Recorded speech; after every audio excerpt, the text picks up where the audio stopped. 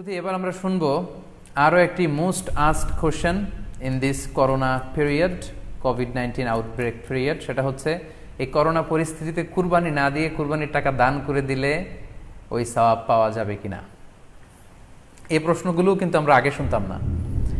Recent সময়ে গত কয়েক বছর আগে আমরা খেয়াল করেছি যে তারকা জগতের কিছু লোক বা নাটক সিনেমা জগতের কিছু লোক এরকম ঘোষণা দিয়েছে যে আমরা টাকা বন্যার্ত লোকদেরকে দিয়ে দিলাম, আমরা কুরবানি দেব না।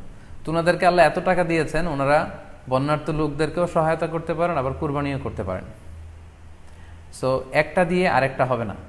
আপনি যদি টাকা দান করে দেন এটা সাদাকার সওয়াব হবে, কিন্তু কুরবানির সওয়াব কিন্তু আপনি পাবেন না। আল্লাহ রাসূল সাল্লাল্লাহু আলাইহি ওয়াসাল্লাম বলেছেন, কুরবানি করলে যেই প্রাণীটার কুরবানি করা হলো ওই প্রাণী তার শিং নিয়ে, তার গায়ের পশম নিয়ে, পায়ের খুরগুলো নিয়ে কিয়ামতের ময়দানে দাঁড়াবে। সো এই সওয়াব থেকে কিন্তু আপনি বঞ্চিত হয়ে গেলেন। তাই এ ব্যাপারে সুস্পষ্ট কথা হচ্ছে, আপনি যদি কুরবানির টাকা দান করে দেন, দানের সওয়াব হবে, কিন্তু কুরবানির সওয়াব হবে না, এবং কুরবানির এই ওয়াজিব বিধানটিও কিন্তু আদায় হবে না। আপনার উদ্দেশ্য ভালো, কিন্তু আপনার পদ্ধতিতে সমস্যা। আপনার উদ্দেশ্য হচ্ছে যে বন্যা দুর্গত মানুষ, সাতক্ষীরাতে বা আশেপাশের জেলাগুলোতে বন্যায় মানুষ না খেয়ে মারা যাচ্ছে, আমি টাকাগুলো দান করে দেই, তাহলে বেশি তারা উপকৃত হবে। আমি বলবো যে আপনার যদি সামর্থ্য থাকে সেক্ষেত্রে আপনি বন্যার্ত লোকদেরকে দানও করেন, পাশাপাশি কুরবানিও করেন, দুই জিনিস। অথবা আপনি যদি শুধু কুরবানি করতে চান সেটাও আপনি করতে পারেন। আপনি কুরবানি করবেন, এতে করে কিন্তু আপনি যে দান করতে চান আপনার এই পারপাসটাও কিন্তু সার্ভ হবে। কিন্তু কুরবানির টাকা দান করে দিলে কখনো কুরবানি আদায় হবে না। আপনি যদি কুরবানি করেন এক্ষেত্রেও কিন্তু দরিদ্র জনগোষ্ঠীর বিশাল স্বার্থ এখানে আছে, কারণ বছরের একটা দীর্ঘ সময় ধরে এই সুবিধাবঞ্চিত মানুষগুলো কিন্তু আমিষের অভাবে তারা ভোগে, পুষ্টিহীনতায় ভোগে। তারা এমনও অনেক ফ্যামিলি আছে বছরে শুধু এই কুরবানির সময় এই মৌসুমটাতে তারা কিছু গোশত খেতে পারে। সো তাদের মধ্যে আপনি কুরবানি করে এই গোশত বিতরণ করতে পারেন। সো এই কোভিড-19 পিরিয়ডে আমাদের উচিত বেশি বেশি কুরবানি করা, কুরবানি করে এই অভুক্ত মানুষদের ঘরে ঘরে কুরবানির গোশত পৌঁছে দেয়া। তাহলে আপনি কুরবানির মাধ্যমে কিন্তু এই গোশত বিতরণ করে তাদের সহায়তা করতে পারলেন। পাশাপাশি যারা খামারি আছে, আপনি কুরবানি করলে এই তাই খামারিদের এই ব্যবসা প্রসেসেও কিন্তু আপনি অংশগ্রহণ করলেন। আপনি তাদের ব্যবসাতে, আল্লাহ তাআলা সুদকে হারাম করেছেন, ব্যবসাকে হালাল করেছেন, তাহলে ব্যবসার মতো একটা চমৎকার কাজেও আপনি সহায়তা করলেন কুরবানির মধ্য দিয়ে। আরও একটা গুরুত্বপূর্ণ বিষয় হচ্ছে, আমাদের গ্রাম বাংলায় কিন্তু আমাদের অনেক গরিব লোকজন আছে বা মা বোনেরা আছে যারা সারা বছর ব্যাপী ছাগল পালে এই আশায় যে কুরবানির সময় ছাগলটাকে বিক্রি করবে, অথবা গরু পালে। গ্রামগঞ্জে অনেক পরিবার আছে যে বছর শেষে কুরবানির সময় আসলে তারা এটা ভালো দামে বিক্রি করবে এবং সেই টাকা দিয়ে সারা বছর চলবে। সো আপনি যদি কুরবানি করেন তাহলে ওই প্রান্তিক জনগোষ্ঠীকেও কিন্তু সহায়তা করা হলো। পাশাপাশি কুরবানির এই সময়গুলোতে হাজার হাজার কসাইদের একটা জীবিকার ব্যবস্থা হয়। তারা গরু জবাই করে, চামড়া খুলে, গোশত কাটে। তো এই কুরবানির দিনগুলোতে কিন্তু হাজার হাজার কসাইদের হালাল জীবিকার একটা ব্যবস্থা হয়। কসাইরা কিন্তু কোটিপতি হয় না। সো আপনি এই কুরবানির প্রসেসটাকে যদি আরও বেশি প্রমোট করেন তাহলে এই কসাইদেরও কিন্তু একটা রিজিকের ব্যবস্থা হচ্ছে। আরও ইন্টারেস্টিংলি, কুরবানির যে চামড়া, পশুর যে চামড়া, এই চামড়াগুলো কিন্তু ইয়াতিমের হক, গরিবদের হক।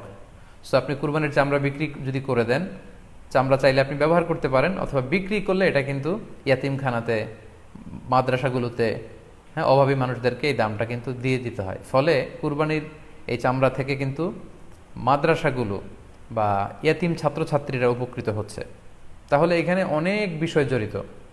যদিও বর্তমান সময়ে চামড়া শিল্প ধ্বংস করার একটা বিশাল পায়তারা চলছে, চামড়ার দাম পড়ে যাচ্ছে। তো আমরা যদি কুরবানি না দিই আমাদের চামড়া শিল্প হুমকির মুখে পড়বে।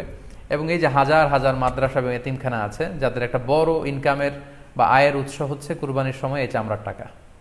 সো মানে with all this discussion it seems that through sacrifice you can contribute মোর।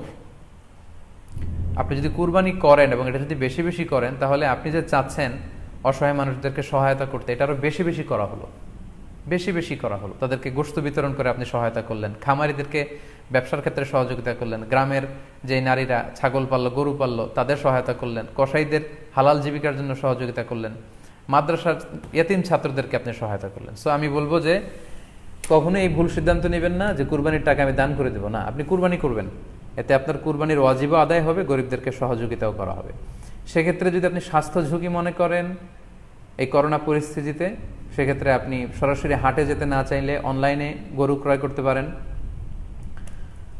গতকাল আমি কয়েকটি বিশ্বস্ত সংস্থা বা ফাউন্ডেশনের নাম উল্লেখ করেছি আমার পেজে, যারা এই কুরবানির সার্ভিসটা দিচ্ছে তারা বিশ্বস্ত। আপনারা তাদের কাছে টাকা পাঠিয়ে আপনি কয় ভাগে কুরবানি দিচ্ছেন জানাতে পারেন, আপনার নাম্বার দিয়ে রাখতে পারেন। তারা কুরবানির দিন, কুরবানি শেষে আপনাকে SMS করে জানিয়ে দিবে যে আপনার কুরবানি হয়েছে, আপনার কুরবানি আদায় হয়ে গেল। অনেকে না বুঝে অনেক বিরূপ মন্তব্যও করেছেন গতকালের স্ট্যাটাসটিতে। আসলে যে এই সংস্থাগুলোর কথা আমি উল্লেখ করেছি তাদের সাথে সরাসরি আমার কোনো সম্পৃক্ততা নেই, বরং এটা জনকল্যাণমূলক একটা কাজের অংশ হিসেবেই মূলত আমি অল্টারনেটিভ একটা সহজ পদ্ধতি, যারা হাটে যেতে চান না, গোশত বন্টন করা এবং করোনা পরিস্থিতির কারণে স্বাস্থ্য ঝুঁকি মনে করে যারা কুরবানি একেবারে দিতেই চাচ্ছেন না, তারা যেন এই ভুলটি না করেন, বরং অন্তত এই সংস্থাগুলোর কাছে টাকা পাঠিয়ে তারা যেন তাদের ওয়াজিব কুরবানির বিধানটি পালন করেন, এজন্যই মূলত এই স্ট্যাটাসটি দেওয়া হয়েছিল। আরও একটি সহজ পদ্ধতি আছে, সেটা হচ্ছে যারা শহুরে জীবনযাপন করছেন, শহরে আছেন, তারা চাইলে কিন্তু আপনার গ্রামের আত্মীয় স্বজনদের কাছে আপনার টাকা পাঠিয়ে দিয়ে কুরবানি আদায় করতে পারেন। টাকা পাঠিয়ে দিলে তারা আপনার পক্ষ থেকে ছাগল বা গরু কিনে কুরবানি করে তারা গোশত খেয়ে উপকৃত হলো, আশেপাশের গরিব আত্মীয় স্বজনদের মধ্যে বিতরণ করে এই কুরবানির প্রক্রিয়াটা আদায় হলো। এটাও খুব সহজে কিন্তু করা যেতে পারে। আর কুরবানির ক্ষেত্রে প্রতিনিধিত্ব জায়েজ আছে, অন বিহাফ অফ ইউ, অন্য কেউ আপনার পক্ষ থেকে কুরবানি করতে পারবে, আপনি টাকা দিয়ে দিলেই হলো। আর যারা হাটে যে নিজে দেখে শুনে গরু ছাগল কিনে এনে নিজে কুরবানি করে সব ব্যবস্থাপনা করতে পারবেন, আয়োজন করতে পারবেন, সেটা সবচাইতে ভালো। সেটা তো নূরুন আলা নূর, এটা নিয়ে কোনো কথা নেই। তবে সেক্ষেত্রে এই করোনা পরিস্থিতিতে হাটে যাওয়া, কুরবানি করা, সেক্ষেত্রে পরিপূর্ণভাবে স্বাস্থ্যবিধি মেনে চলতে হবে এবং সর্বোচ্চ সতর্কতার পরিচয় আমাদেরকে দিতে হবে, যাতে করে কুরবানিকে কেন্দ্র করে এই রোগের এই মহামারী যাতে আরও বেশি করে আমাদের মাঝে ছড়িয়ে পড়ার কোনো সুযোগ না পায়। আশা করি কুরবানির টাকা দিয়ে দিলে কুরবানি আদায় হবে কিনা এই ব্যাপারটিও আপনারা বুঝতে পেরেছেন।